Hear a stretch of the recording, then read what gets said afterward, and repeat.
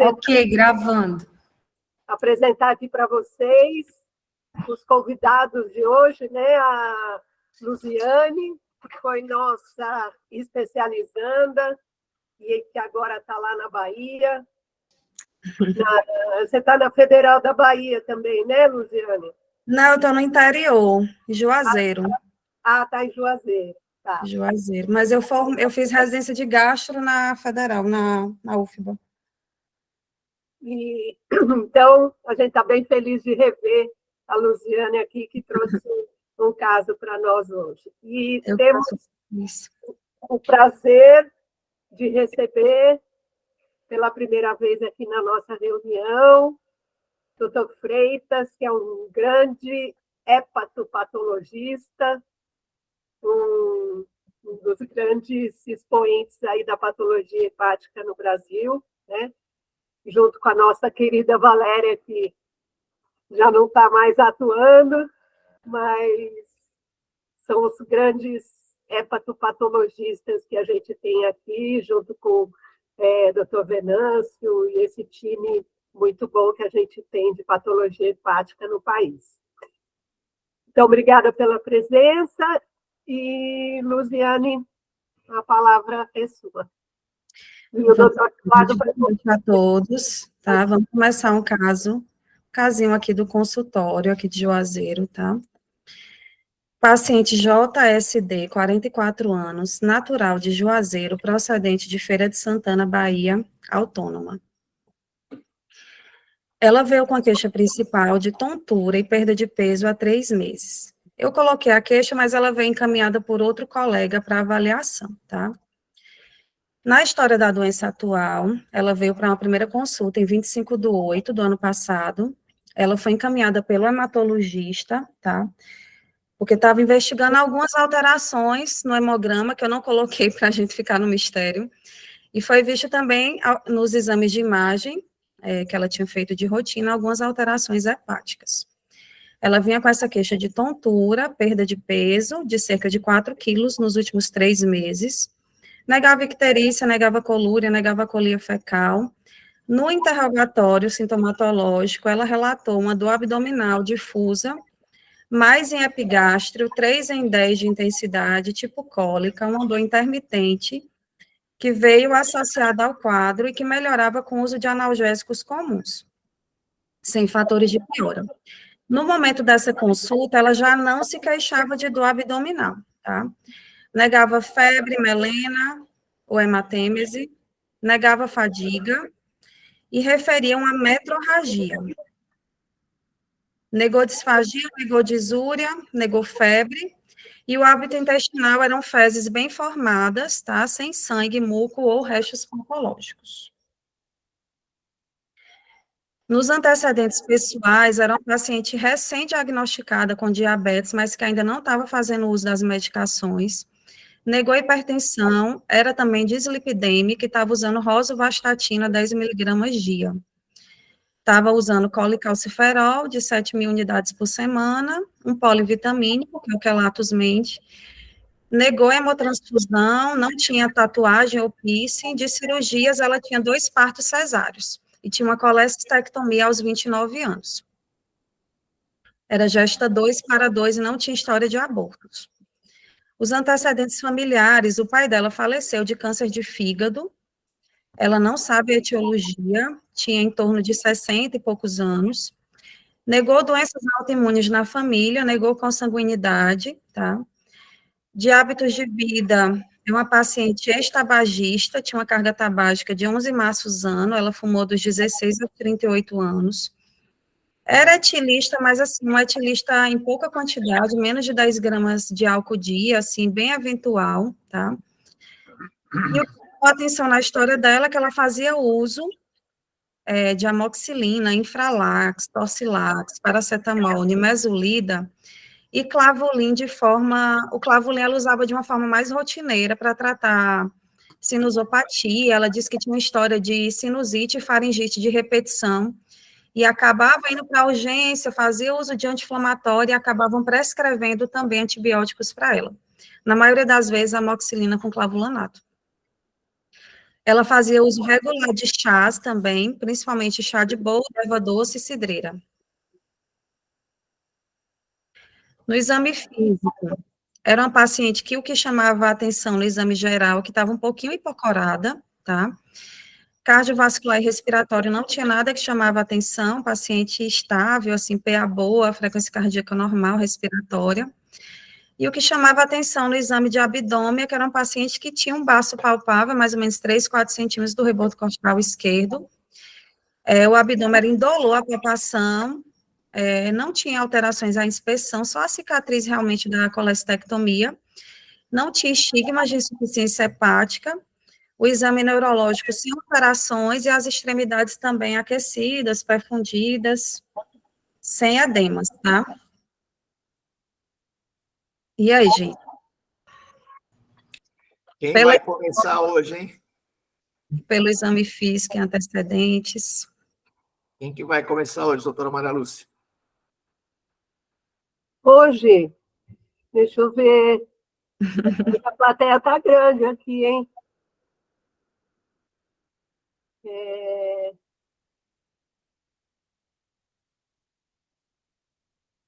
Vamos amolar o Luiz de novo. O Luiz quase obstetra. Você ouviu a história, Luiz? Ouvi, doutora. Boa noite. Se quiser que eu volte, quer que eu volte para a história?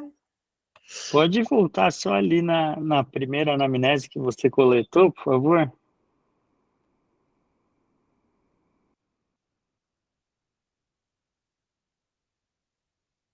Bom, a queixa, ela foi mais encaminhada por essa alteração laboratorial, né? Isso, os sintomas bem De específicos. sintomas bem inespecíficos mesmo, assim, tinha essa dor de epigástrio, uma tontura, uma perda ponderal em princípio discreta, né? Acho que chama um pouco mais atenção, realmente, talvez seja até o exame físico, né? Aquela esplenomegalia que você visualizou. E me chamou muita atenção também esse antecedente e esse uso frequente de diversas drogas ali, né? A gente sabe que tem um potencial de causar DILI, né? A maioria delas. Clavolina, amoxicilina, os anti-inflamatórios. Então, talvez iria para a linha de alguma lesão hepática por droga, nesse primeiro momento. E a esplenomegalia já me chamaria atenção, talvez uma doença um pouco mais avançada, né? Já com uma certa hipertensão portal. Mas, logicamente, a gente teria que pensar também em algumas outras causas aí para esplenomegalia.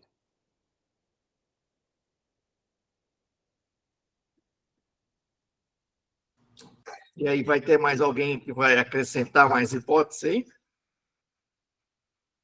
Doutora Ana Laura? Oi, doutora Edu, tudo bem? Assim, a gente não tem nenhum exame, né? Mas acho que para acrescentar, incomoda um pouco essa metrorragia dela, né? E essa perda de peso. Não sei se essa tontura talvez possa ser um componente anêmico, né? Acho que a gente teria que investigar. E ela é uma paciente que tem histórico de neoplasia na família e foi tabagista, né? Então, acho que isso deve ter alguma relevância também. Ela não tem histórico de febre, não pensaria num sintoma B, mas deixaria isso, assim, alerta. A princípio, eu acho que isso. Então, Ela é da Bahia, Luciane? É natural de Juazeiro e procedente de Feira de Santana, da Bahia. Atualmente mora em Feira. Ela tem epidemiologia positiva para esquizofrenose, porque esse trauma ocupado poderia ser justificado. Assim, pela localização, né, pelo estado, mas assim, ela não tinha o costume de tomar banho de rio, nada disso, assim, mas pelo estado mesmo.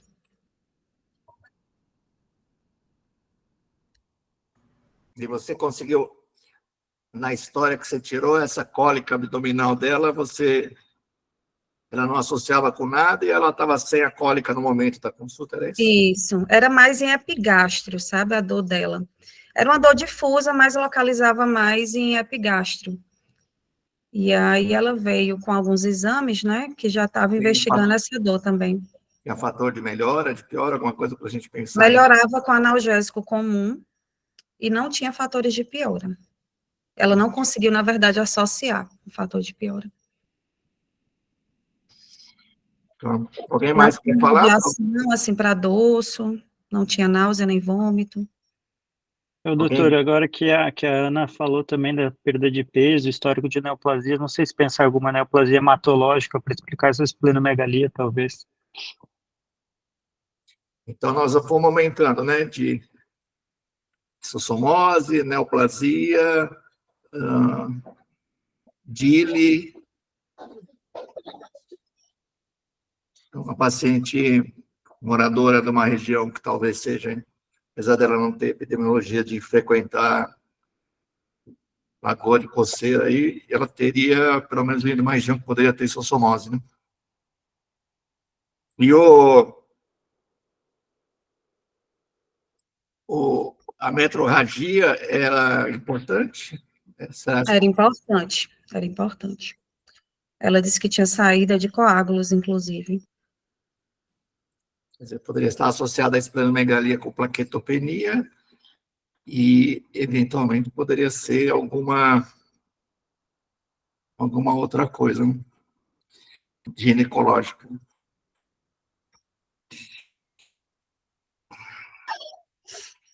Quem quer falar agora? Doutor Gama, nosso especialista em doenças hematológicas. Quem dera, quem dera. Isso vai ficar para doutor Gama? Isso vai ficar para a próxima encarnação. É um sonho a ser realizado. Mas, assim, eu acho que as discussões entram, caminham aí por esse raciocínio, mas quando a gente olha assim, uma mulher com esplenomegalia, anemia, e que veio ao hematologista para consultar por plaquetopenia. Além desse universo das doenças hepáticas crônicas que justificariam esplenomegalia, plaquetopenia e possivelmente ela já estivesse num quadro de hipertensão portal, as doenças hematológicas elas devem, né, configurar nesses diagnósticos diferenciais, né?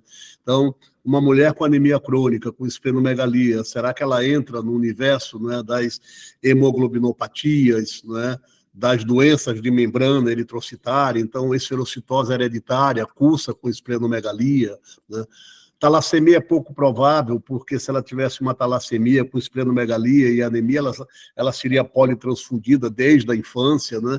Então, pensando em doenças benignas da hematologia, a ideia da esferocitose hereditária seria a mais atrativa e, obviamente, não é olhar para essa paciente com esplenomegalia e anemia, procurar, né? Eu não vi descrição do exame das cadeias ganglionares, né, para ver se ela tinha linfonodomegalia periférica. Não tem, não? Tá. Não. Então, eu acho que essa abordagem da semiologia é de suma importância, mas aí quando você traz essa história de que ela é usuária crônica de muitas drogas, o raciocínio do Luiz é muito, muito sensível, né, para essa possibilidade. DILI, hepatopatia crônica, né, hipertensão portal, e a esplenomegalia entraria nesse universo.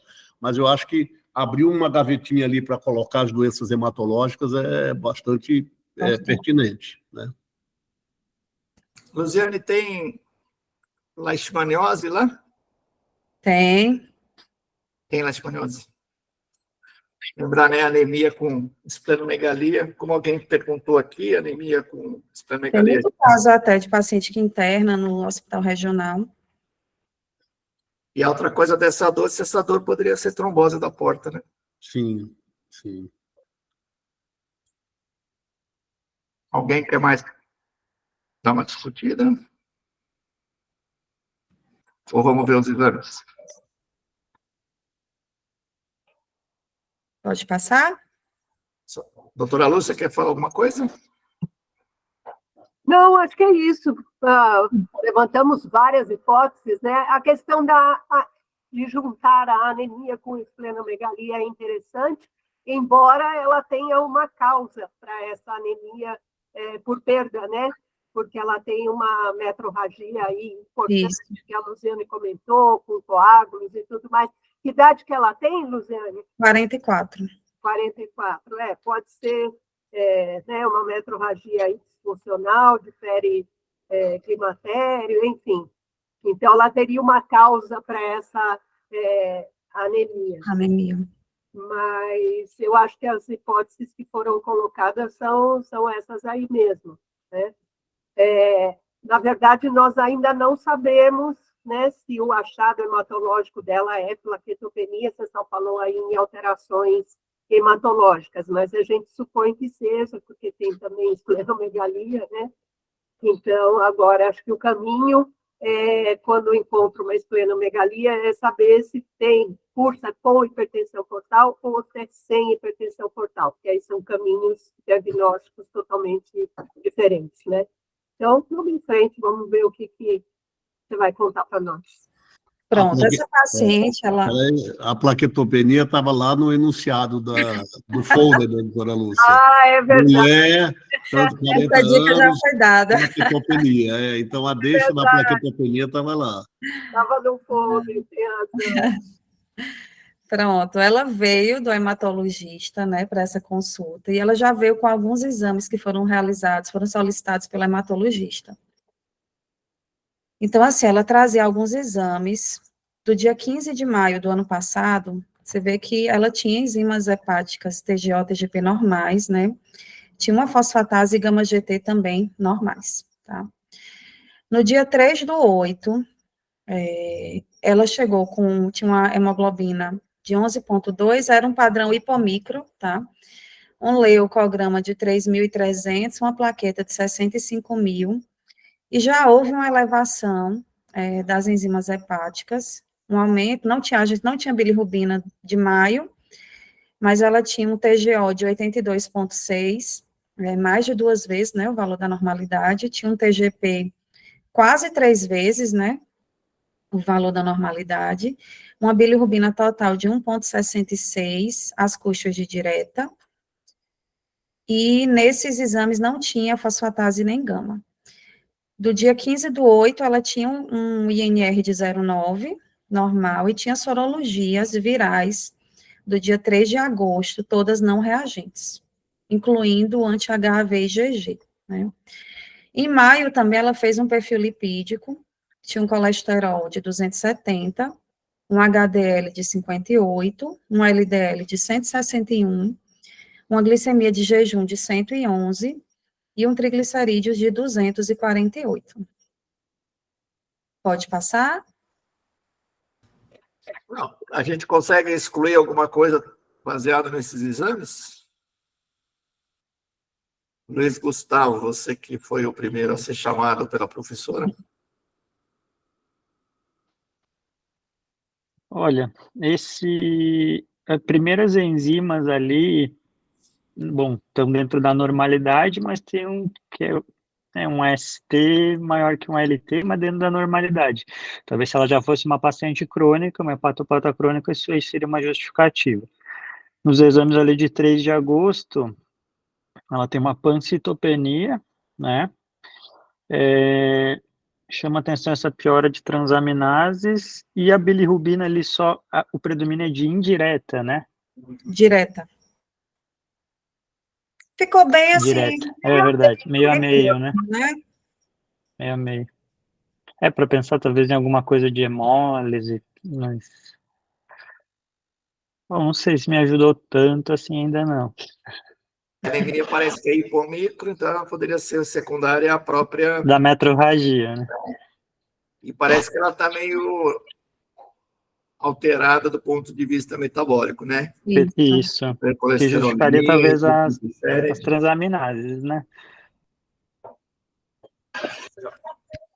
Esse hemograma, o doutor Edu tinha comentado sobre leite, né? Na verdade, é pancito e espleno. Então, acho que seria então, uma hipótese. A gente consegue descartar causas virais, a princípio, ela não é uma paciente que foi vacinada também. E o componente metabólico que a gente chama de eu não sei se... normal, então, a bilirrubina NRT, eu não consegui ver. Tá ruim, O seu som, Ana Laura, está muito ruim. Você está...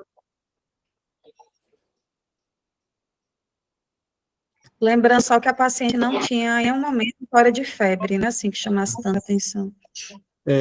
Eu acho que a Ana Laura ela quis levantar a suspeita de que, como o hemograma é pancitopênico e ela tinha aquela história de esplenomegalia, etc., a ideia de leishmaniose pudesse ser um diagnóstico a ser considerado.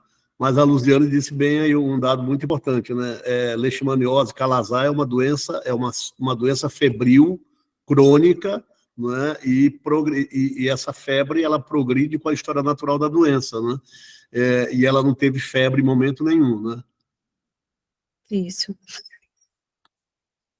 Outra coisa que chama atenção são as enzimas hepáticas, né? Ela tem exames de 3 meses atrás, enzimas completamente normais, ainda que chame atenção a ST-MALT-LD, como foi colocado.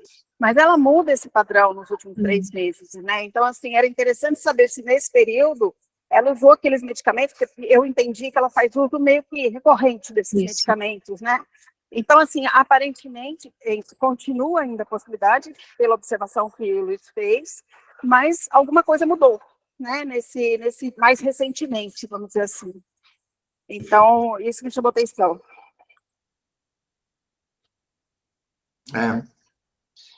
Você conseguiu fazer alguma associação temporal, Luziane? Foi em julho, começo de julho ela usou antibiótico.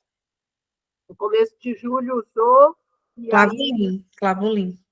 Começo de agosto aparece essa alteração.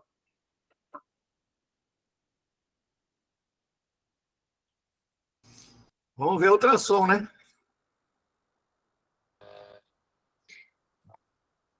Vamos lá. Ela trouxe, na verdade, nessa primeira consulta, ela não trouxe ultrassom. Ela trouxe uma endoscopia, que ela fez em 17 de agosto. Esses exames todos foram solicitados pelo hematologista, que tinha uma pangastrite, enantematosa moderada, um teste da urease negativo, não foi visualizado varizes, tá? Tinha uma tomografia de abdômen superior com contraste, que foi feita em 9 de julho, que tinha um fígado com certa redução das dimensões do lobo hepático direito, proeminência do caudado, de contornos levemente irregulares e com discreta ampliação das fissuras hepáticas.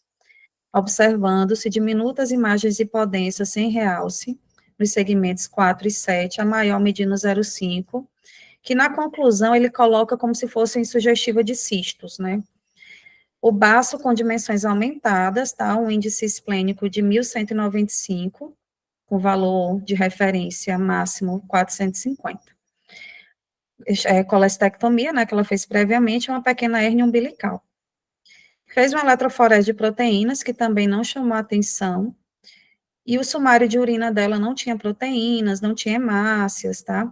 Só tinha uma glicosúria mesmo, uma glicose e uma cruz no sumário.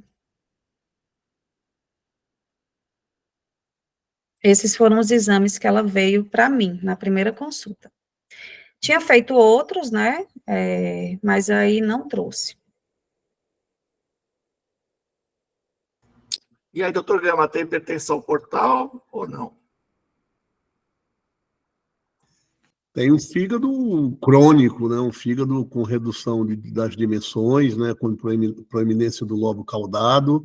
É um fígado de doença hepática crônica. Eu gostaria de ter aí uma ultrassonografia com Doppler para a gente olhar melhor, né? A endoscopia não mostra evidência de varizes, mas a ultrassonografia com Doppler poderia mostrar sinais evidentes de hipertensão portal. Já tem uma esplenomegalia aí com índice esplênico de 1.195, é pouco provável que, dentro desse contexto agora da doença hepática crônica, ela não tenha sinais ultrassonográficos de hipertensão portal, né? Então, acho que a Luziane deve ter uma ultrassonografia com Doppler, né? Eu pedi. Ah, não tem? Ela nunca trouxe, mas trouxe exames até mais difíceis de fazer, e a ultrassom está devendo até hoje. Mas vamos ver o que a gente tem mais para frente. E aí, Ana Cláudia, concorda? Esse fígado, sem dúvida alguma, é um fígado com achados aí de doença hepática crônica. Mas eu confesso que eu estou achando esse baço desproporcionalmente aumentado para uma paciente. Não sei que ela tem um monte de súncio, que não é exatamente comum para essa idade e tal, a gente tem muito idoso, mas desproporcional para ela não ter uma variz, uma colateral perihepática, né? Enfim, parece que é um quadro meio inicial, eu não sei, não estou convencida de que esse baço seja tudo relacionado à hipertensão portal.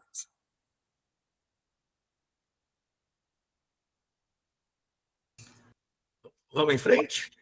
Vamos em frente.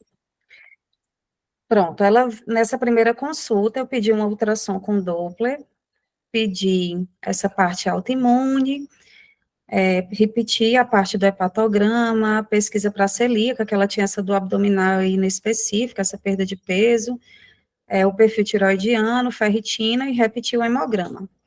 Pensando em hipertensão portal, eu pedi um eletro, né, para ver se ela tinha algum bloqueio, até pensando já em começar o tratamento na consulta seguinte. Comecei o glifage para ela, 1 grama dia, mantive a rosuvastatina e orientei que cessasse, né, o uso de anti-inflamatórios, chás, ervas, álcool. Encaminhei para o endócrino, ela já estava fazendo a reposição de ferro, estava usando o Dexfer de 400, que foi prescrito pela hematologista, estava usando uma vez ao dia. Pronto, aí no dia 22/9, ela retornou com os exames. Tinha melhorado, a hemoglobina estava 13,4, plaqueta estava 134.000, você vê que caiu um pouquinho, né, o leucograma estava 2.100 agora, glicemia de jejum 181, glicada 8,1, alfa-1 antitripsina, ceruloplasmina, tinha uma ferritina bem baixa, uma ferropenia, IgG maior que 1.600, era 1.714, com IgM normal, TSH e T4 livre normais também, a parte autoimune inicial, FAN, antimitocôndria, antimusculiso, anti-LKM também, todos não reagentes. Tinha um cobre urinário de 24 horas normal, e a pesquisa, os autoanticorpos para celíaca também negativos.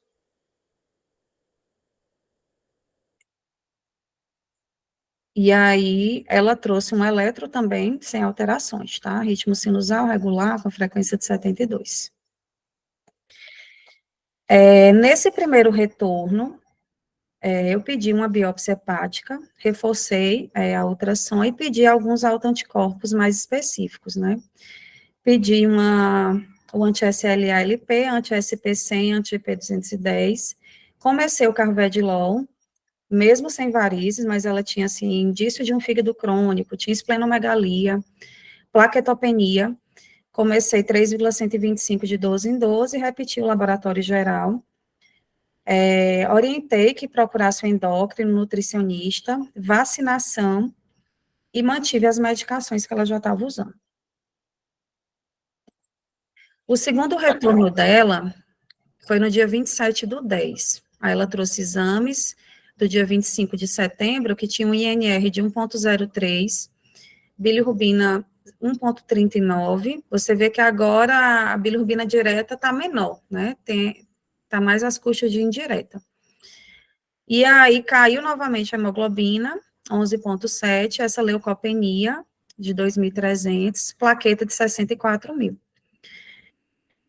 Eu achei até um pouco destoando essa inversão aí tão acentuada, mas tinha proteínas totais de 3,73, albumina de 0,86, assim, eu fiquei meio que me questionando, porque ela tinha uma eletroforese recente, que tinha uma albumina normal, então eu fiquei me questionando em erro laboratorial.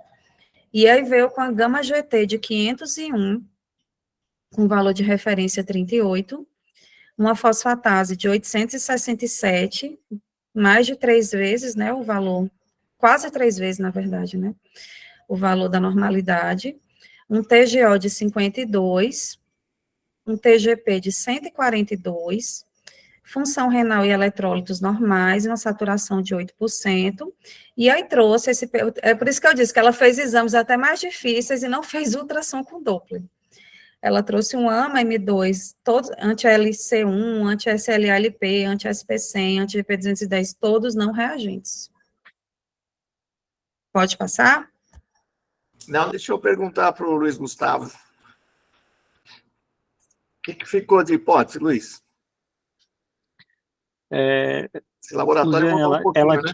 já tinha alguma temporalidade, vou perguntar de novo disso, de uso nesse interconsultas aí, de uma nova crise de sinusite, que usou algum antibiótico de novo, ou Não, antibiótico nesse anti-inflamatório de novo. período, Porque, pelo menos ela não, ela deu uma, porque eu já ela tinha tem orientado. alteração aí das transaminais, mas agora alterou as canaliculares também, tem uma colestase, né? Pensar nas drogas que fariam mais padrão colestático ali, ela teria naquela listinha, né?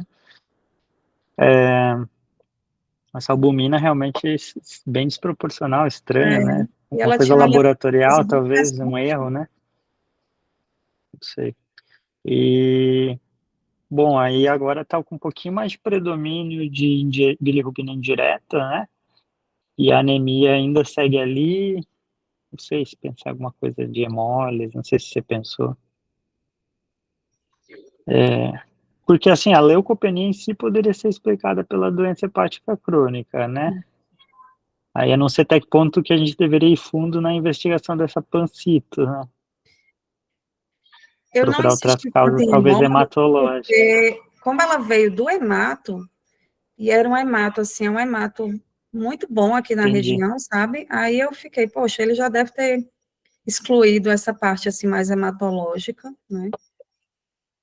Mas é uma hipótese, né, para a gente sempre pensar.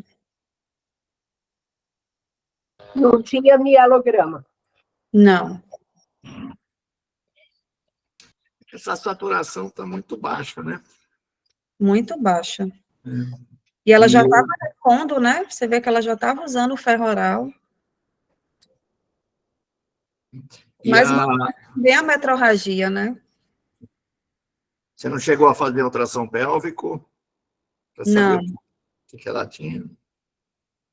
E essa albumina deve ter errado, né? Alguém com 0,8 deveria estar em Nazarca, né? discrepante, né? E, Luciane, na verdade, é a primeira gama-GT fosfatase que a gente tem, certo? Quer dizer, esse padrão já pode estar desde o começo, tá? A gente não tinha, né, isso? Isso. Ela tinha de exames, você vê que no início ela só tinha transaminase, tinha o de Eu maio, tinha né? uma colestática normal antes. Que era normal em maio.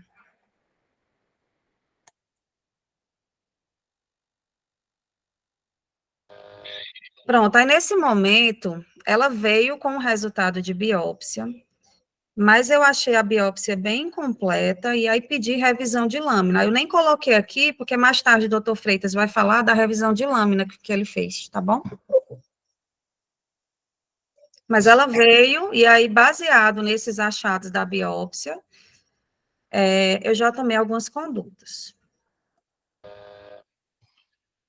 Aí, nesse momento da consulta, eu pedi as lâminas e os blocos para revisão, pedi uma colangiorressonância, aumentei o carvedilol, e comecei o Sacol, que depois vocês vão ver mais na frente o porquê. E nessa dose de 17,6? Isso. Por que tu escolheste a dose 17,6? Pensando em CEP de pequenos ductos, entendeu? Alguma colangiopatia, oncologia esclerosante secundária, enfim. Pelo que ele descreveu na biópsia, eu fiquei pensando não em CBP, que ela já tinha, inclusive, o anti-SP100, anti-GP210, o AMA, todos negativos, né? Eu fiquei pensando Luciane, mais uma colangiopatante mesmo. E ela, o que está intrigando é que ela tinha os exames normais em abril, né? Isso. Em maio. Ela tinha os exames normais, inclusive colestáticos. Então, assim, parece, né, agora, obviamente, que a gente está olhando para trás, mas parece que é uma doença hepática crônica, avançada, mas tem alguma coisa novo, né? Tem alguma coisa recente aí. Então, não sei se daria para a gente pensar nesse momento em CEP, em CBT, ou enfim, uma oscilação de enzima, mas essa é uma oscilação significativa. A primeira hipótese foi drogas, né? Logo de cara, porque ela usava um monte de coisa. Mas aí veio os achados da biópsia, e aí, como eu pedi revisão, não, vou colocar uma dose maior, e aí qualquer coisa diminui depois.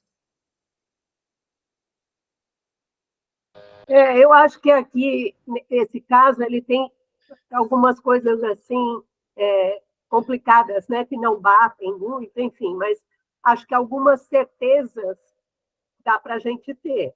Que tem uma doença crônica do fígado, acho que isso é uma certeza. A hipertensão portal, até agora não ficou muito claro.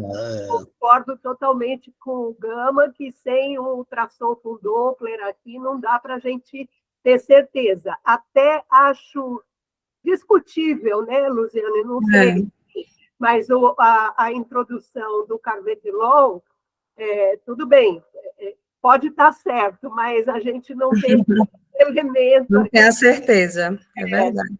Para fazer uma profilaxia primária, e, enfim. Mas eu acho que a doença hepática crônica, a gente tem certeza, e como a Ana Cláudia falou, a gente também tem certeza que alguma coisa mudou o curso dessa doença, né? Doença crônica, ela já devia ter faz tempo, mas em 3 meses, de maio para agosto, setembro, ela mudou totalmente o perfil enzimático, né, dela, e a única coisa que a gente tem na história que pudesse sugerir esse desvio de rota é o uso, de novo, do antibiótico em julho, né, que foi justamente no meio dessa guinada de história. Então, assim, para mim está parecendo meio isso. Tem uma doença hepática crônica, de uma etiologia aí que a gente ainda não determinou, ela é bem metabólica, né? Ela tem diabetes, ela tem dislipidemia, podia até ser uma doença crônica de natureza metabólica. Aí acontece o uso da droga e ela desenvolve uma DILI aí relacionada à medicação, não sei. Por enquanto, acho que as certezas, eu acho que são...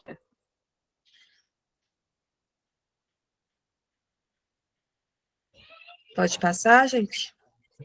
Bom, eu ia só também comentar que a gente tem essa eletroforese, que eu acho que está errada, né? Inclusive com uma desproporção da protrombina com essa... Total, né? 0,86 de albumina, assim, bem discrepante. E uma colilitíase operada.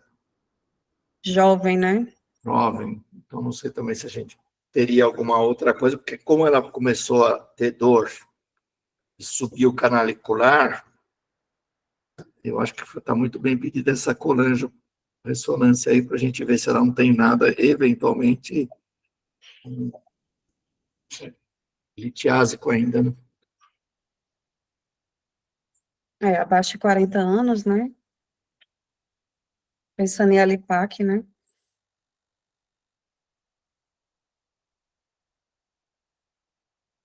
Pode passar? Pronto. Em 1/12, ela retornou com a queixa de prurido. Não era um prurido importante, mas era um prurido em mãos, pés, dorso e que piorava à noite. E aí trouxe alguns resultados de exames que foram solicitados na consulta anterior. Trouxe uma colangio-ressonância, que tinha sinais de hepatopatia, não descrevi, mas mantinha basicamente os mesmos achados. Status pós-colestectomia, não tinha dilatação de vias biliares e mantinha essa esplenomegalia.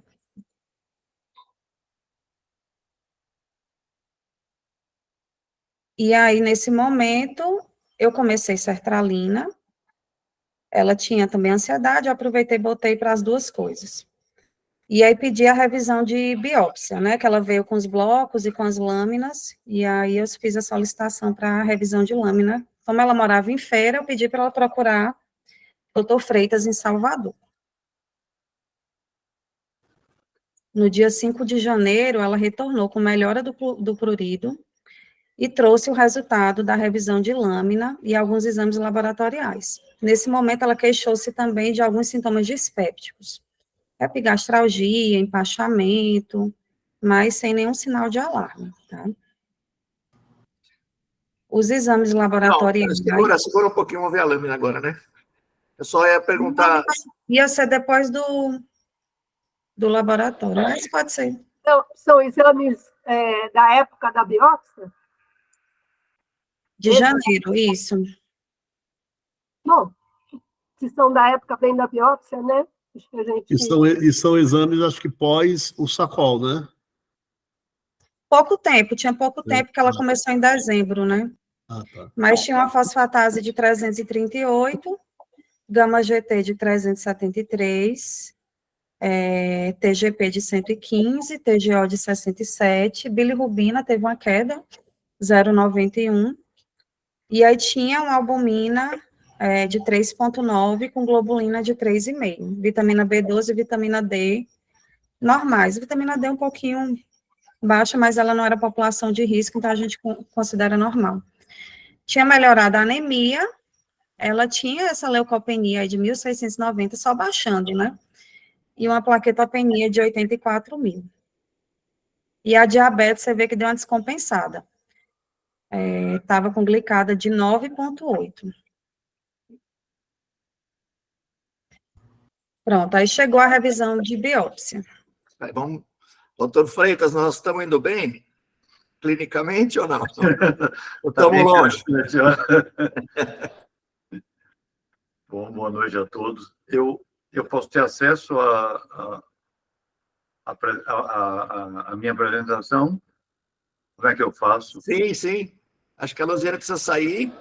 A Luziane precisa parar de compartilhar. Eu vou para a tela cheia, é isso?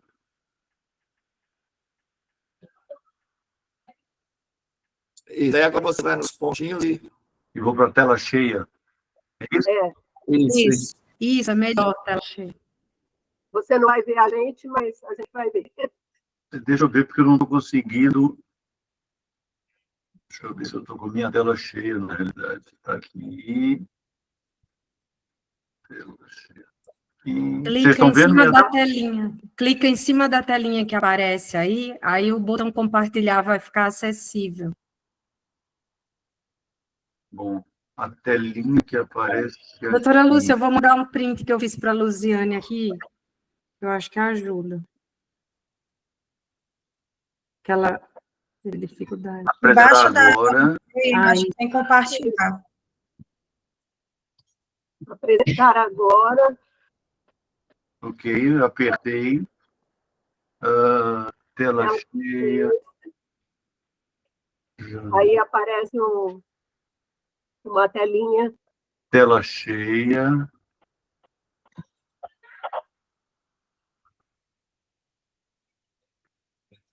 O Zoom é tão mais fácil, né? Eu estou mais acostumado com o Zoom, né?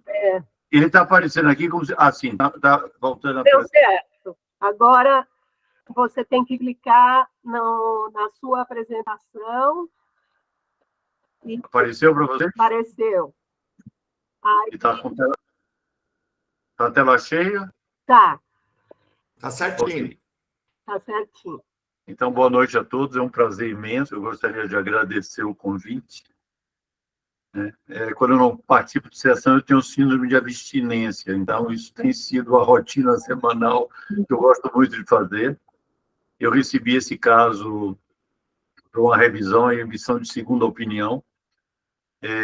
O material veio já com algumas lâminas cortadas no serviço de origem e nós fizemos outros cortes e é isso que eu vou apresentar. Então, foi uma biópsia de agulha, era uma biópsia de agulha com vários fragmentos, ela estava muito multifragmentada e talvez a gente possa entender porque esse fígado ele tem alteração, principalmente espaço-porta. Vocês estão vendo aqui, esse é um espaço-porta bastante ampliado. E o que chama atenção é que ele tem pouca inflamação. A gente vê uma quantidade razoável de vasos. A gente pode identificar aqui o ramo da veia porta, tem outros ramos menores aqui, está meio telangiectásico esse espaço porta. Eu reconheço aqui uma artéria, mas o que chama atenção é que eu não vejo um ducto biliar e eu vejo muito pouca reação ductular nesse fígado. Quando a gente olha em detalhe, está aqui a veia, está aqui a artéria, ele tem vários vasos pequenos, de parede muito delgada, mas não tem ducto biliar.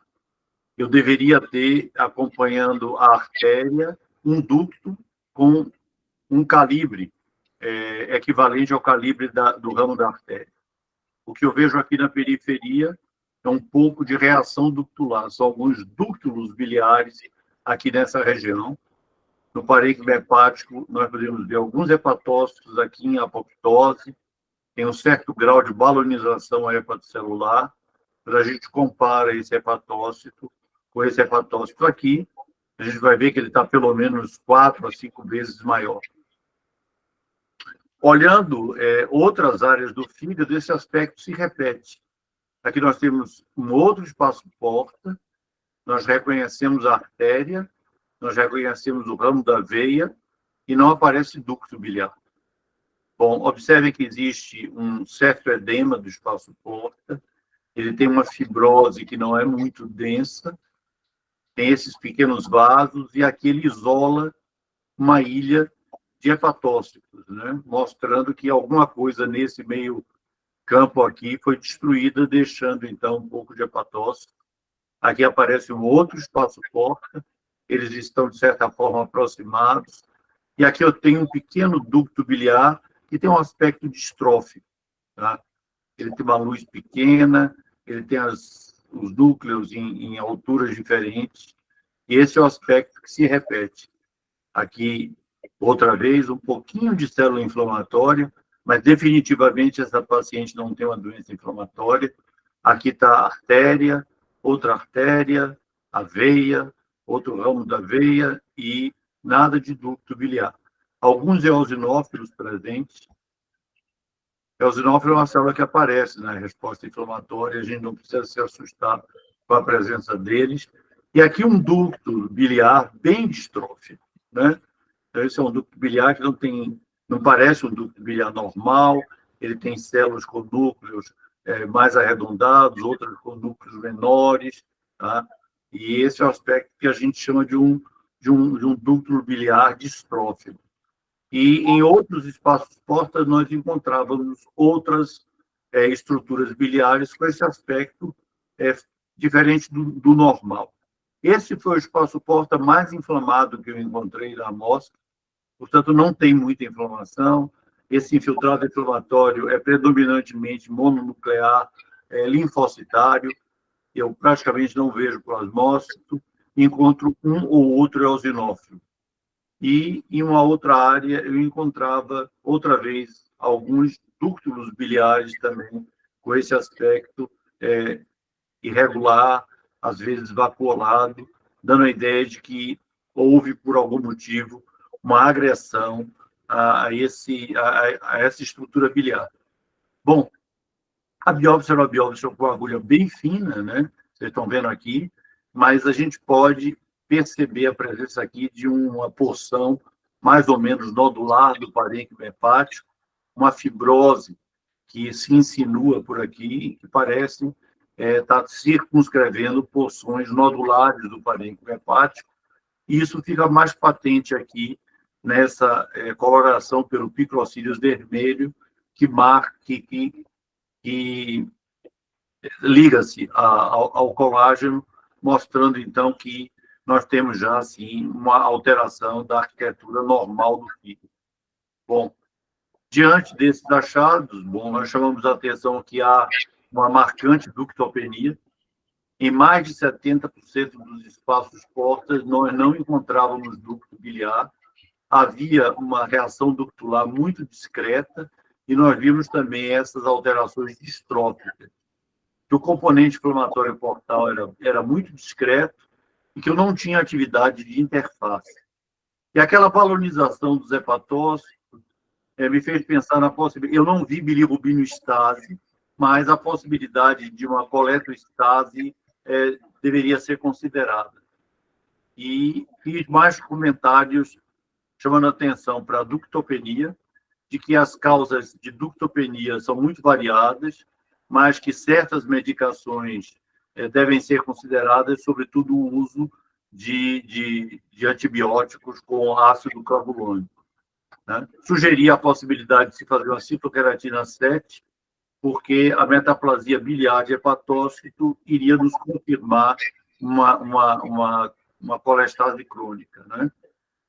E na amostra não havia nenhum elemento que nos fizesse pensar em hepatite autoimune, nem numa doença biliar crônica específica, como CEP ou uma colangite biliar primária. Então, esses foram os achados. Eu acho que aqui eu posso interromper meu compartilhamento. Acho que sim. Não sei se alguém quer fazer alguma pergunta na biópsia específica, não? Eu queria fazer uma pergunta, Freitas. Você falou em ductos biliares distróficos, né? Não tem nada a ver com a destruição ductal da CBP, na CBP. Não. Isso a gente vê em várias circunstâncias. A gente vê no fígado que está isquemiando por qualquer motivo. No transplante hepático, isso é muito frequente. Em agressão por droga, isso é frequente. Na colangite biliar primária, essa agressão é por linfócito T. Então, nós encontramos essas alterações associadas à inflamação. E bem, se a gente prestar bem atenção, esse ducto que a gente está vendo aqui não tem inflamação nenhuma. Né? Na realidade, ele está sendo agredido por um outro mecanismo. Certo, não tem Doutor Freitas? Sim. Não, pode falar. Não, é que não tem aquela permeação, né, por linfócito. Não tem linfócito, nem interno, nem permeando, não. Tá. A primeira biópsia, que não foi o senhor que laudou, descrevia mais ou menos como se fosse um F2. E aí eu fiquei bem na dúvida, na sua biópsia o senhor disse que estava esboçando já um nódulo, né? Então já faz a gente pensar no F3, né, ali para F4. Mas o paciente tem um F3, né? Aqui eu tenho um nódulo bem definido. Né? Já um F4. E lembrar que nas doenças biliares, essas coisas não batem tão bem quanto nas doenças de outra natureza, né?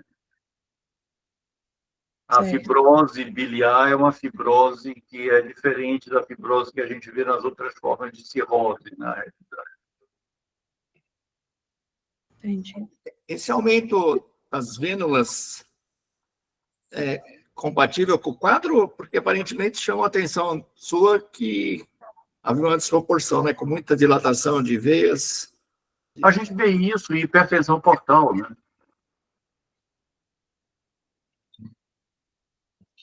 Então é um síndrome ductopênico evoluindo com uma cirrose biliar secundária.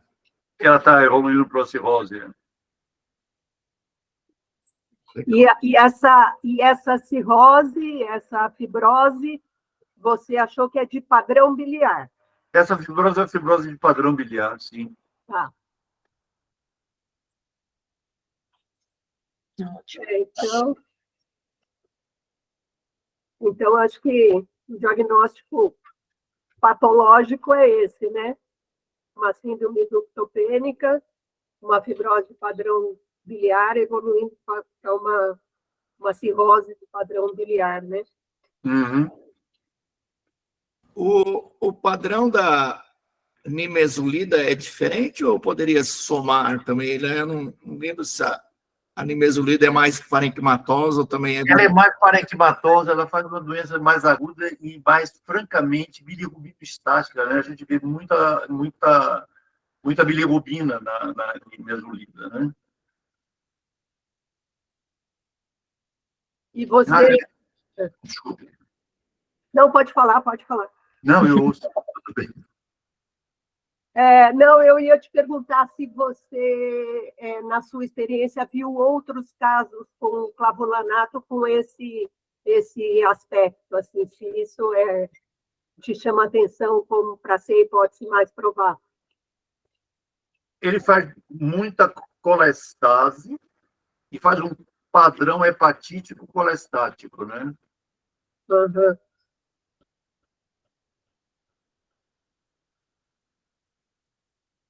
Muito bom. Padrão do. Eu peguei aqui até uma coisa interessante, se vocês me permitem, eu vou passar rapidamente, não pretendo ser professoral, mas essa é uma tabelinha do Klein, que é a pessoa que no NIH cuida da parte de droga, né? E... Você não quer voltar à tela para a gente ver? Você está lendo? Eu não estou na tela? Não. Desculpe, eu parei de compartilhar. Desculpe, eu pensei que eu continuava compartilhando. Eu vou compartilhar, sim, claro. E não tem nada, não que justifique o quadro, tá? Mas, assim, a gente está vivendo uma situação de pandemia desses quadros metabólicos associados a alguma outra coisa, né? Mas, aparentemente, não tem nada de esteatose, esteatohepatite, ou nada que lembrasse isso. Não. Nada de esteatose nem de esteatohepatite. Vocês estão vendo a tela, não? Estamos. Bom, eu passei rapidamente. Esse é um quadro assim, bem ductopênico, né? Bom, ele chama a atenção. Olha a quantidade de drogas capazes de fazer ductopenia. Tá? Então, eu acho que... Meu Deus. Né? E entre eles está aqui, ó, a amoxicilina com ácido clavulânico. Então, esse é uma coisa, tem várias drogas podem fazer. E a paciente, quando mistura droga, eu acho que a chance de fazer aumenta ainda mais. Mas, Freitas, passa desde o começo aí seus... Não, eu só lembrei aqui que, bom, como é que a gente define ductopenia sob o ponto de vista histopatológico, né? A gente deve ter pelo menos 10 espaços de porta, e em 50% deles, o ramo da artéria hepática deve estar desacompanhado de ducto biliar, né? Então, a artéria hepática e o ducto biliar, eles andam geralmente próximos, e num corte, a gente vai encontrar o ducto biliar com o diâmetro da artéria. Vocês estão vendo aqui, olha, aqui tem uma artéria, aqui eu tenho ramos da veia porta, mais uma vez esse ramos dilatado, eu não vejo ducto biliar nenhum aqui, tá vendo? Então, esse é um caso de uma ductopenia da criança. Bom, isso só para lembrar as causas de ductopenia, que são várias, né? Então, tem as doenças biliares crônicas, que todos nós conhecemos bem, colangite esclerosante, colangite biliar primária, as doenças obstrutivas biliares, né? Tem as colangites esclerosantes secundárias, e agora, com a Covid-19, nós tivemos a oportunidade de ver vários casos do pós-Covid, né? As doenças de deficiências de sais biliares, elas estão relacionadas. Transplante, esse é um problema, e tem as doenças pediátricas e as outras soluções, e drogas, que são muitas, né? A ductopênica idiopática é quando a gente não tem nenhuma, a gente inclui todas as causas possíveis e a gente não chega a nenhuma causa, a gente chama de ductopênica. A gente tem sempre essa lista, e eu digo sempre a meus estudantes que o liver tox é um bom aliado, né?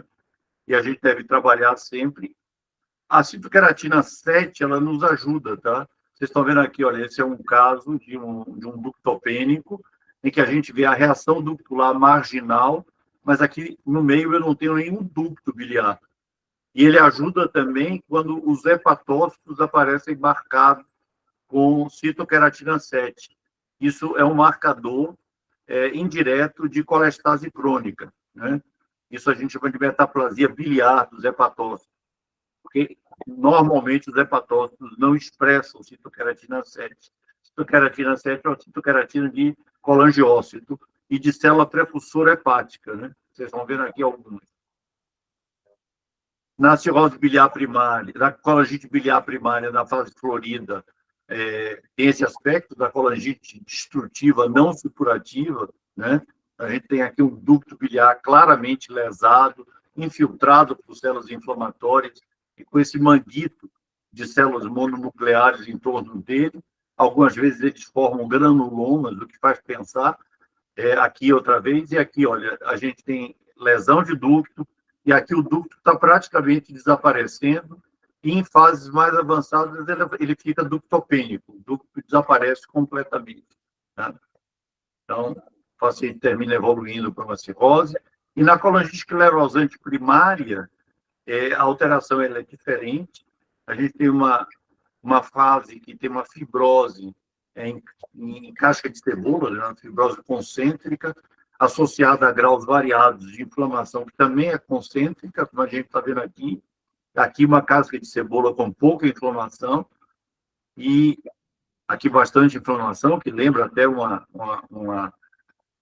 colangite biliar primária, mas eles evoluem com uma fibrose progressiva, que vocês estão vendo aqui, que termina, olha, desaparecendo o ducto biliar. Isso é a fase ductopênica, né? E no transplante hepático, e acredita-se que isso possa estar relacionado com aspectos de isquemia, o ducto desaparece completamente. Vocês estão vendo aqui, olha, essa é uma biópsia de um paciente com rejeição crônica, e na rejeição crônica a gente tem uma agressão do ducto biliar, ou isquêmica, ou como resposta imune, e ele termina desaparecendo completamente. Então, o teu espaço porta tem nenhum ducto biliar. Esse é um caso de transplante, esse é um caso de biópsia, e esse é um caso de um implante que foi perdido porque o paciente perdeu toda a via biliar intrahepática. Então, é isso. Muito legal. Bom. Parabéns, Muito bom. claro. Muito bom mesmo. Alguém quer aproveitar e fazer mais alguma pergunta? Doutor Luiz Freitas?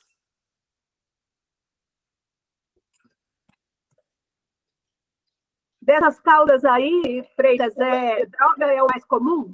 A gente tem visto, Maria Lúcia, muito com droga, e no Nordeste, pelo menos na nossa região aqui, dada a influência africana, se mistura muito medicação com chás. Então, usam ervas que a gente não sabe nem imagina o que é. Né? Misturam 12, 15 ervas, misturam um monte de coisa, e a gente tem visto muita lesão associada com erva. O difícil é separar o joio do trigo, né? É verdade. Eu tenho uma dúvida só conceitual. A gente pode dizer que esse é um caso de uma vanishing syndrome? Ou é só uma DILI crônica? Não, isso Por é um conta dessa ductopenia. É um vanishing, né? Traduzido para o português fica difícil, né? É escafedante. Escafederam-se os ductos biliares.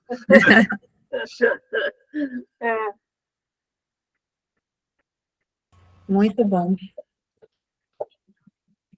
Muito bom, excelente. Isso é uma lesão para o uso bem crônico, né? Quanto tempo de uso?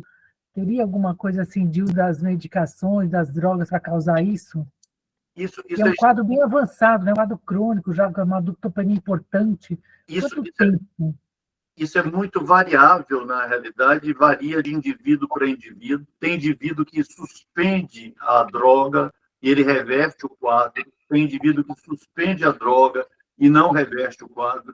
Ele vai ter que, inexoravelmente, caminhar para o transplante. Via biliar é difícil de regenerar, não é? O ducto biliar ele é muito difícil de regenerar.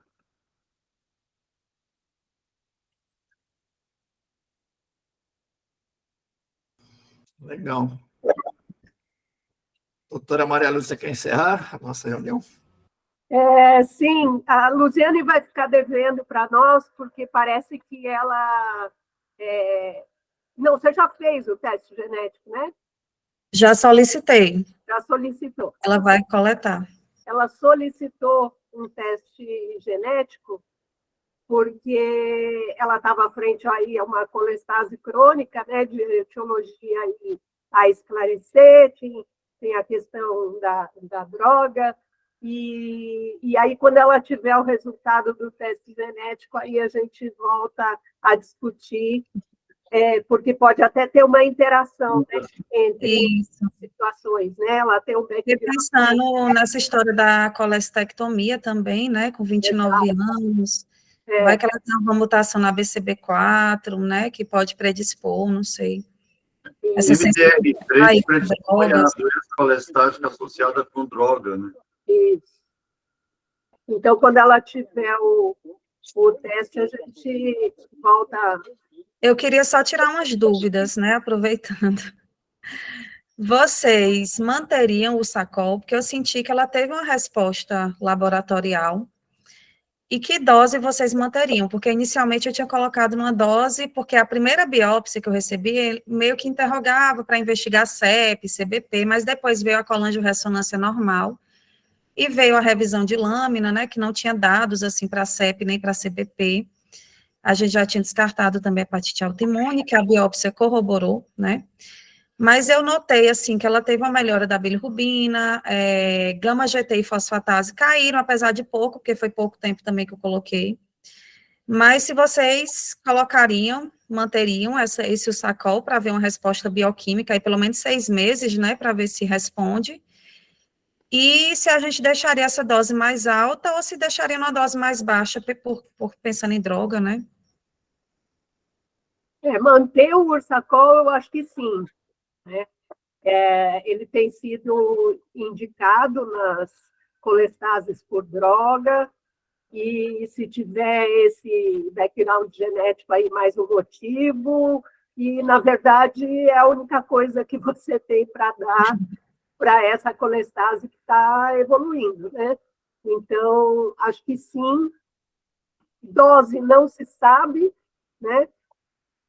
Então, acho que ela tem que ser meio tateada mesmo, entre dose de CBP e CEP, que são as únicas doenças que a gente tem algum caminho para isso, sabendo que existe dose tóxica. Então, você não vai nunca ultrapassar essa dose tóxica, mas não se sabe qual é a dose ideal aí. Agora, eu não acho que o Freitas concorda, sem muita esperança, porque ele mostrou lá que não tem ducto, né?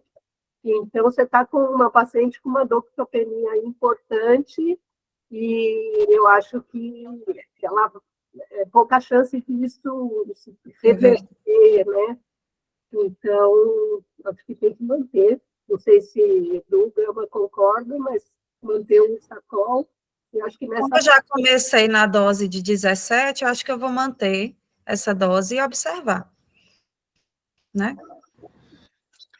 O Sacol a gente sempre brinca de usar, eu uso com mais frequência para algumas outras situações, mas do ponto de vista de literatura, não teria nenhuma indicação, né? Porque já está cirrótica, não vai mudar a história natural, seria mais para a gente ver os exames ficarem melhor e a gente acreditando que com isso a gente retarde a progressão. Mas sem ducto, acho pouco provável que nós vamos mudar a história natural com esse Ursacol. Mas talvez ajude a melhorar o prurido junto com a sertralina. Mas eu acho que essa menina logo, logo vai estar transplantando, né? Tem 30% ainda de ductos, né? Veja Mais bem, ou menos. Veja que eu gostei que os ductos que ela tem estão indo embora, né? Eles estão tróficos, eles estão lesados, eles não são ductos saudáveis. Os vanishing. Eu tenho um questionamento. Eu queria ouvir a opinião de vocês. A gente não sabe o que o pai dela teve, mas parece que ele teve uma doença hepática, inclusive hepatocarcinoma. A gente sabe, ou pelo menos um câncer de fígado, a gente não sabe exatamente, não sei se a Luziane tem informações mais elaboradas sobre essa situação, né? Na verdade, eu estou aqui interpretando como hepatocarcinoma. Tá, mas vocês se preocupariam? Que não tinha vírus, não tinha, era diabético, provavelmente NASH, né? Mas não chegou a esclarecer, não. E pensando que talvez ela tenha uma doença diferente do pai, será que o risco de hepatocarcinoma é maior também nessa paciente, na paciente da Luziane? Será que é uma preocupação que a gente tem que ter?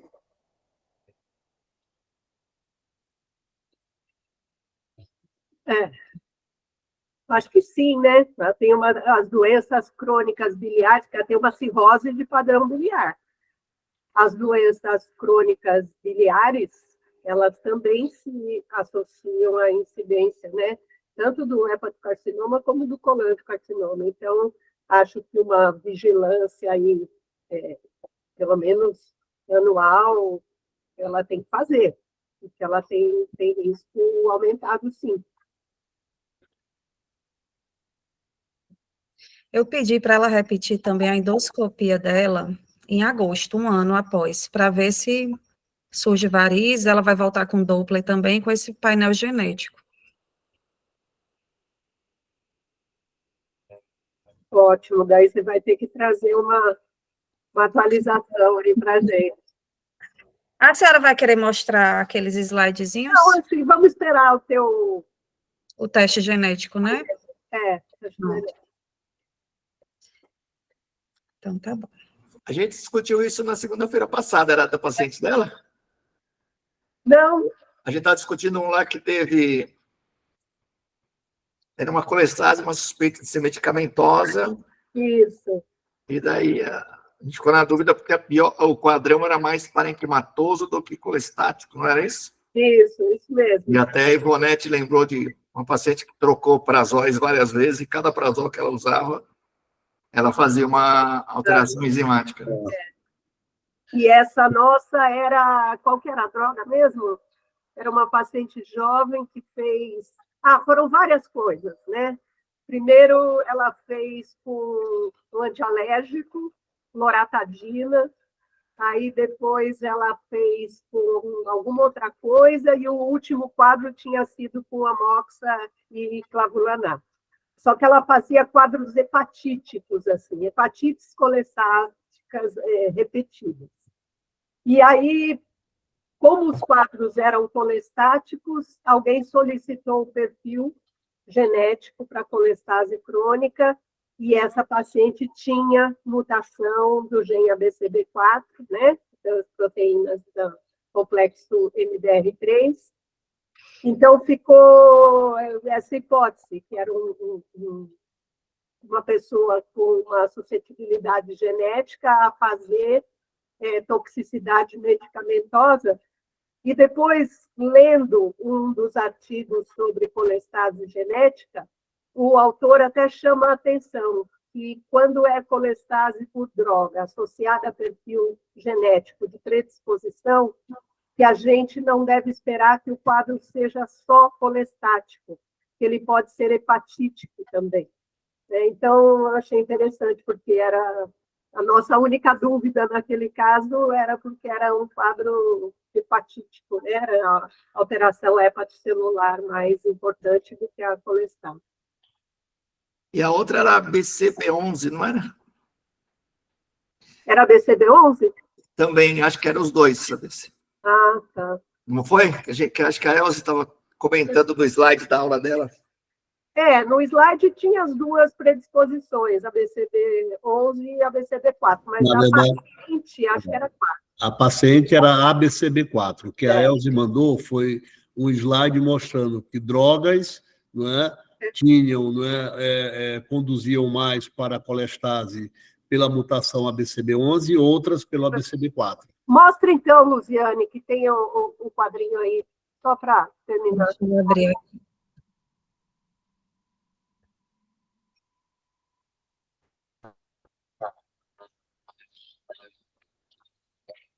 Só um momentinho, gente. Deixa eu compartilhar aqui. Tela cheia.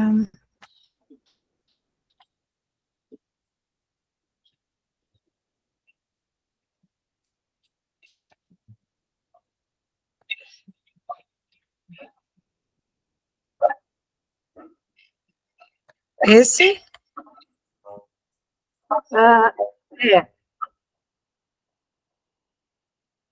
Isso aqui, na verdade, até é tema aí da conversa de amanhã, né? mas que as colestases induzidas por drogas, elas podem ter íntima relação com o perfil genético e com as colestases genéticas também. Então, passa o outro, por favor. Então, quando você vê o metabolismo de algumas drogas, principalmente essas drogas lipofílicas, elas dependem dessas proteínas que vão ajudar a droga a passar para dentro da bile, no metabolismo delas. Então, muitas medicações podem causar colestase porque existe algum problema com essas proteínas que fazem o transporte da bile entre o hepatócito e o canalículo biliar. Então, as principais proteínas que estão envolvidas nessa passagem de medicação do polo hepático para o biliar é a MDR3, né, que é o complexo multidroga resistente, e a bomba exportadora de sal biliar, que é a B7. Né? Essas duas proteínas são as principais nesse metabolismo das drogas lipofílicas. E aí, pode passar, quando você tem mutação ou do ABCB4 ou do ABCB11, você pode ter problemas justamente na exportação aí dessas drogas, aí elas se acumulam e vão causar a hepatotoxicidade. E pode ser colestática, mas pode também ser hepatocelular. E aí pode passar o próximo. Aí tem os exemplos, né? Com ABCB11, por exemplo, se tiver a mutação ABCB11, são essas mutações que estão aqui do lado direito, elas interferem na função da bomba exportadora de sal biliar, ela fica disfuncionante. E aí você pode ter DILI por isogeniazida, anticoncepcional, eritromicina, a gente já teve casos de tudo isso aí, né?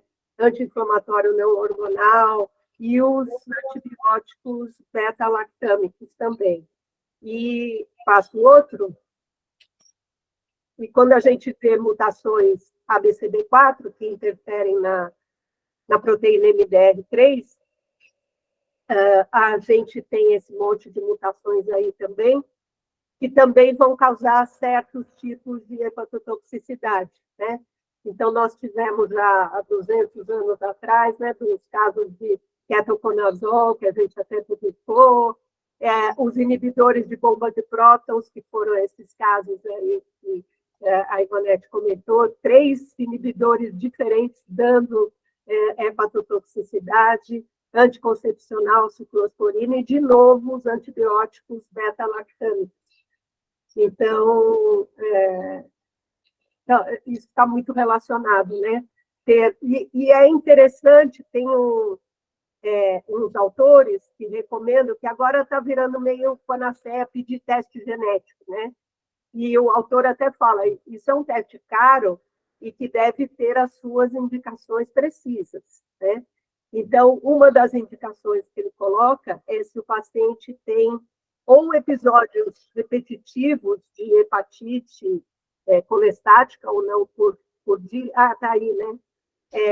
Por DILI, aí você deve fazer uma DILI grave ou então recorrente. E lembrando que pode ser colestática ou hepatocelular. Na colestase intrahepática da gestação, ele fala que não é para pedir sempre, mas que devia pedir para aquelas colestases intrahepáticas mais graves, que tiveram sal biliar mais alto, ou que persistiu a alteração depois da gestação, né? Doenças colestáticas crônicas, você não sabe o que é, se é sepsis, se é CDP, algum indício de LPAC, que a gente comentou, essa paciente operou a vesícula com 29 anos, né? Ela não fecha critério de LPAC, mas é um dado aí que pode ser que ela tenha um background genético mesmo, né? E que a gente nunca deve ficar contente com o diagnóstico de CBP AMA negativo ou de CEP de pequenos grupos.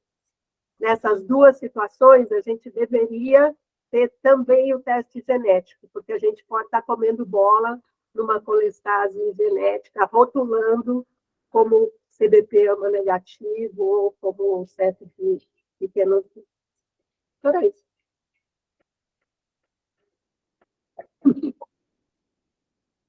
Boa, chefa.